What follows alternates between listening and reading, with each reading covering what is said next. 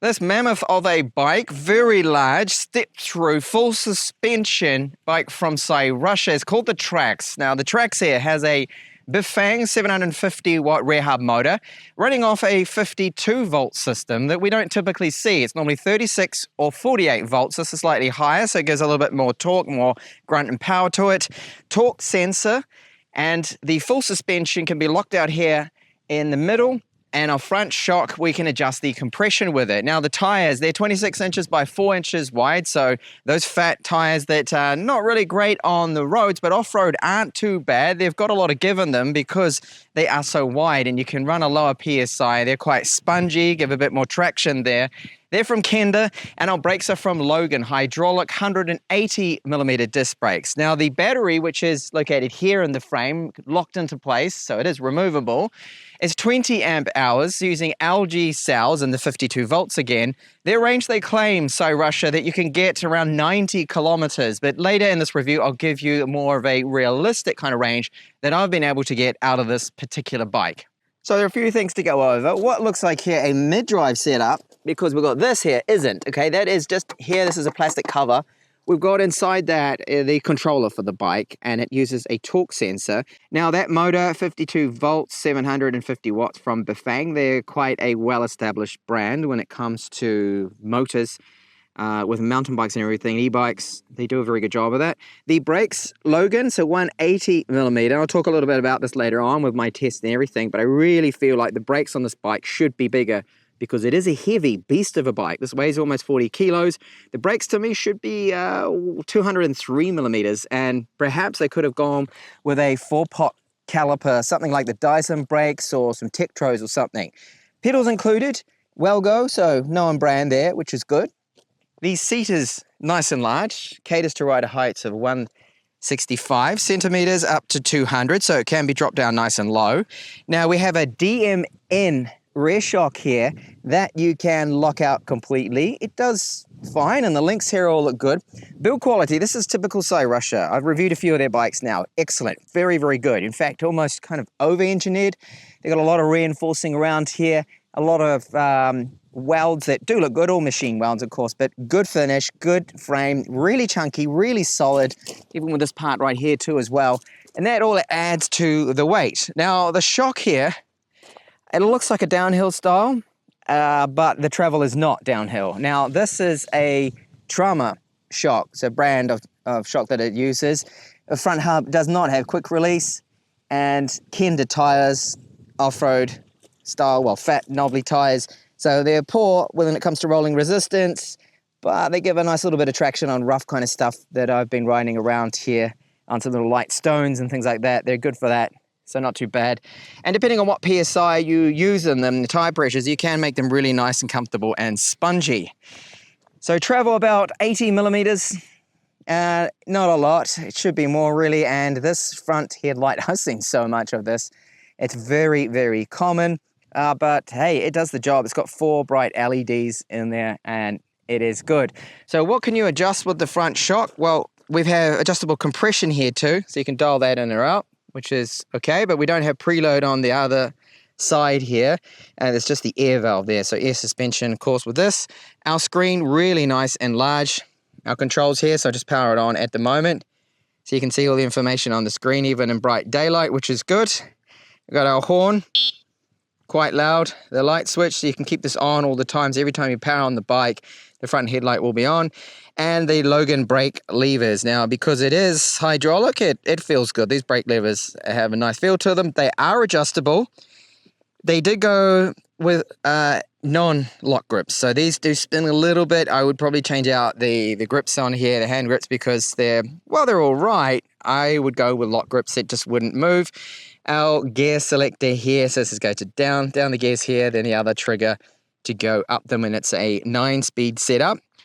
Cyrusher did include a bottle holder mount point. If you wanted that, well, it's there, which is good because some brands just don't seem to really bother about that. And we get Shimano Atlas, so nothing amazing here. Does the job. The cassette, Shimano too as well, it's the HG they're using. And there is a chainring guard here at the front and a KMC chain here too. One of those ones that's painted to try and stop the rust and corrosion. Overall, good build quality, and I think it's a great looking bike. I do like the black and white. I think it suits it. Rear tail light, I've seen again a lot of this, and this is secured on the seat here, and we've got 7 bright red LEDs and a reflector below it. It does the job, and great for safety to have this. Now, it's running off its own battery source, so unlike the headlight, it's not hardwired.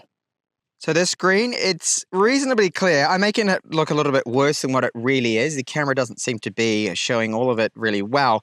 It's not the brightest, but you can see it clear enough. We've got our battery indicator here at the top, pedal assist level, so that goes. Okay, so what is the Trax like to ride? Now, it's a comfortable but large bike, very large. You can get it with 24 inches or the 26, and step through, so really easy to get onto this bike, and the seat is nice and wide. Really had no problems with it, right? Comfort-wise. You feel its weight straight away, so let's get on the bike, and, you know, with a step through, you just put your leg through so you can just get yourself on nice and easy. Now, look at the room I have. I mean, this is great. There's no way my knees are getting anywhere near those handlebars. Even if you turn, you're not going to turn really any sharper than that when you are riding. So the display nice and large, nice and clear there. And because of the speed sensor, as soon as you do start to pedal, it will give you that power straight away, which is something you do need with such a heavy bike like this, because, and let's face it, it's a bit of a beast. It's 40 kilos or close to 40 kilos. So very heavy. You notice that weight on the front. It's not a playful bike, but I will say this, it feels really planted in the ride because of that extra weight, because of the big fat 4-inch wide tires. You feel the weight, but in some ways it's good, but it's not a bike that you can easily just throw around a track that you can do little jumps with. It's not really for that. So I do tend to cruise about 25, 26, and yes, you do feel the motor cut in and out because of the speed limit. Now, gear changes with the Shimano derailleur, they've been okay. I've noticed it has been a little bit sluggish for some reason. I need to look at the alignment. Perhaps it has been knocked out a little bit in the box.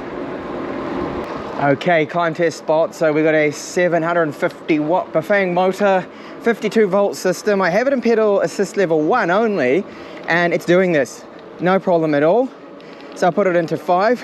So the more I give it, the more it's giving me in return here. And a kind of standard climbing speed of 16, 18 kilometers per hour now, and this is absolutely effortless. I'm only putting in about 20% effort. The bike is doing the rest. Climbs like an absolute champ here. Not a problem with such a powerful motor, and the 52 volt system does help.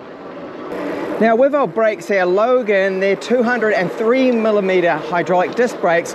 I feel they could have a little bit more bite to them. So from 30 kilometers per hour from the white post here. Okay, locking up the rear a little. I triggered the dogs, they're not happy with me. Gave them a big fright probably. And I'm just on the post here, so that makes the braking performance average. Now I feel if they'd gone with something like the Dyson brakes that I have seen, those are the 180 millimeter or 203 millimeter, 4-pot caliper, very good bite to them. And these just, they're all right, but they do need a lot of bedding in. I found the pads with these brakes from Logan. It's taken me at least 20, 25, 30 kilometers really to feel now that I'm getting the performance out of the brakes. So bear that in mind when you first get the bike. I recommend you take it real easy until you bed those brakes in. Just burn off that layer of oil that they might have on the pads. So the council blocked access to the typical trail that I ride on, but what I'm going to do is just drop down this area here, right over some rough stuff, just to give you an idea. Then I'll go down another trail, which is quite bumpy, very up and down, but this is light rocky stuff, which these tires just handle with ease. And then that torque we get from the motor, the power, it's just going over it, no problems. And it's very bumpy, these bits. So it handles it well, the Trax. It may not look it, but this part is very bumpy. These stones, these pavers are all over the place, up and down, and it's doing well to soak all of this up. But my range I'm looking at is 55, 60 kilometers. So that falls short of the 90. This is typical. It's all going to depend on a lot of factors. So rider weight, how many climbs you do, the terrain, what pedal assist level are you using. I was using most of the time the maximum pedal assist level because I believe most people will be doing that. So limited to 25 kilometers per hour with this version here. That's the European version. I could have the twist style throttle, but I didn't add that here because it's not actually legal in Spain. Well, not in the area where I am. So I didn't want to have any trouble with the police pull me over and say, hey, you shouldn't have that there. And they would fine me for that. The rear 750 watt Bafang motor works fantastic. So climbing performance is a big strength of this bike. It just rockets up anything, even limited to the 25 kilometers per hour.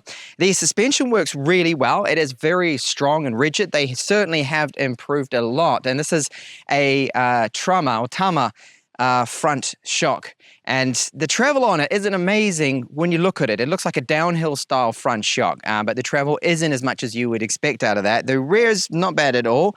Tires do most of the work, soaking up, well, at least the little smaller bumps and things.